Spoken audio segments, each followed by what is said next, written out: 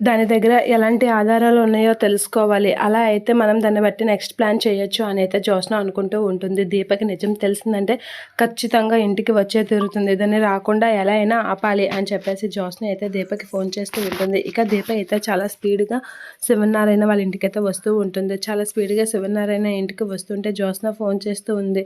అలా జ్యోత్స్న ఫోన్ చేసేసరికి జ్యోత్స్న ఫోన్ చూసేసి లిఫ్ట్ చేస్తూ ఉంటుంది. దీప అయితే ఫోన్ లిఫ్ట్ చేసేసరికి ఏంటి 10 నిమిషాల్లో ఆగు, నేను అక్కడికి వస్తున్నాను, ఫోన్లో ఏం కర్మ, డైరెక్ట్గానే మాట్లాడుకుందాం అని దీప అనేసరికి ఏంటి నిజం తెలిసిపోయిందా అని చెప్పేసి అంటూ ఉంటుంది. నీకు సిగ్గు లేదా మా అత్తని పంపించి పెళ్ళి ఆపించడానికి చూస్తున్నావు అని అనేసరికి సిగ్గుండాల్సింది నీకు.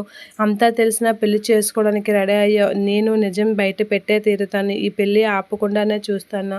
పిల్లి పాలు తాగుతుందని ఎవరు ఏమీ చూడలేదు అన్నట్లుగా నువ్వు చేసిందల్లా ఎప్పటికీ ఎవరికి తెలియదు అనుకుంటున్నావా? ఆ నిజం ఎప్పటికైనా బయటపడుతుంది. నువ్వు నిజం పాతిపెట్టి నువ్వు గెలవాలని చూస్తున్నావు. అది నేను ఎప్పటికీ జరగనివ్వను అని దీప చాలా గట్టిగా అంటూ ఉంటుంది.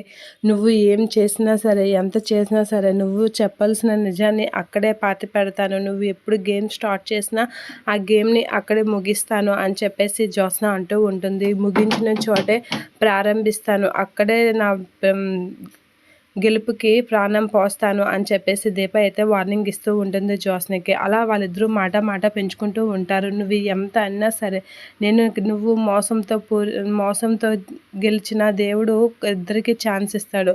నువ్వు మోసంతో గెలుస్తావు, నేను నిజాయితీగా గెలుస్తాను. నువ్వు మోసంతో గెలిచిన వాళ్ళకి గెలుపు వేగంగా వస్తుంది, నిజాయితీతో గెలిచిన వాళ్ళకి లేటుగా వస్తుంది. కొంచెం లేట్ అయినా నిజాయితీగా ఉన్న వాళ్ళకి గెలుపు తథ్యం అని చెప్పేసి అంటూ ఉంటుంది. నా గెలుపు త్వరలోనే, నీ గెలుపు మొన్న అయిపోయింది కదా, ఇప్పుడు నా గెలుపు కోసం నువ్వు వెయిట్ చేయి అని చెప్పేసి అంటూ ఉంటుంది దీప ఎక్కువ మాట్లాడుకో అని చెప్పేసి జ్యోత్స్న అంటూ ఉంటుంది. నువ్వు ఎలాంటి నిజాలు, ఎలాంటి ఆధారాలు తెచ్చినా వాటిని కప్పిపెట్టేస్తాను, నీకు గెలుపునివ్వను అని చెప్పేసి అంటూ ఉంటుంది. అదంతా చూసుకుందాం తర్వాత, ముందు నువ్వు ఫోన్ కట్టే, నీ దగ్గరికే వచ్చి మాట్లాడతాను. నువ్వు నన్ను ఆపడానికి ప్రయత్నించినా సరే నేను వచ్చి నిజం చెప్పే తీరుతాను. అది ఎలా అన్నది నీకు తెలియదు అని చెప్పేసి దీప చాలా కాన్ఫిడెంట్గా మాట్లాడుతూ ఉంటుంది.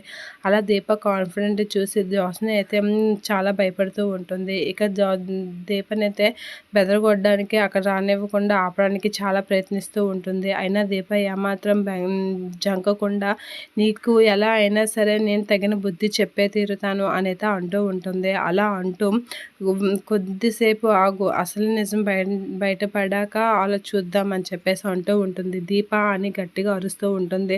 అరవకు అని చెప్పేసి దీప అయితే చాలా సీరియస్గా అంటూ ఫోన్ కట్ చేస్తూ ఉంటుంది.